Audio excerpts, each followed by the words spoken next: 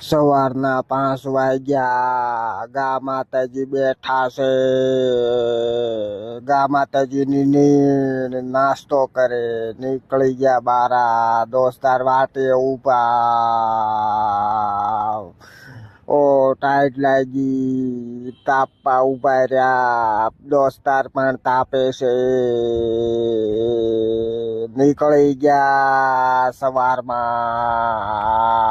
Cycle હાંકી. Body બનાવી. મારી body બનતી નથી. બીજાની જોઈને રાજી રહું છું. Oh my God. નીકળી ગયા પાછા.